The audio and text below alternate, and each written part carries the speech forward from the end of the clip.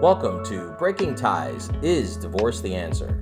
This is your go-to source for practical advice and support when considering if a divorce is the right answer for you. Join us each weekday for a quick chat where we'll uncover a variety of topics such as child custody, property division, and self-care. Together, we'll explore the emotional, financial, and legal aspects of divorce and help you find the best path forward for you and your family. Here is your host and Certified Divorce Financial Analyst Professional, Mike Fulkerson. Hi, and welcome back to Breaking Ties, Is Divorce the Answer? I'm your host, Mike Fulkerson, financial advisor and certified divorce financial analyst professional.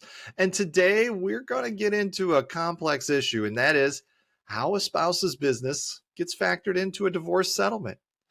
Let's face it, businesses can be a significant asset, but also a major complication during divorce. So we're going to go over kind of what you need to know. And we're going to start with, is the business marital property? And really, that's our first step. We got to determine what, if any, part of the business is considered marital property. Now, generally, businesses acquired during the marriage, or if its value increased significantly during that time, fall under the category of marital property. And if your spouse owned the business before the marriage, though, and it hasn't grown substantially during your union, it might be considered separate property. And the key question, did marital funds or your spouse's contributions significantly impact the business's growth? We're going to need to unravel the financials, and this is where things can get a little intricate. You'll likely need a forensic accountant to assess the business's value, and they're going to analyze assets, liabilities, and future earning potential.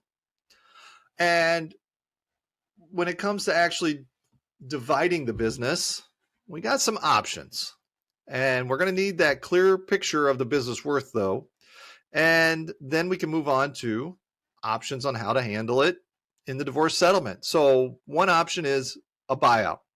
And this is the most common scenario. One spouse buys the other's share of the business. This can be done with a lump sum payment, structured payments, or a combination of assets. Could sell the business. If a buyout isn't feasible, selling the business and dividing the proceeds can be an option. However, this might not be ideal if it disrupts ongoing operations or impacts its future value.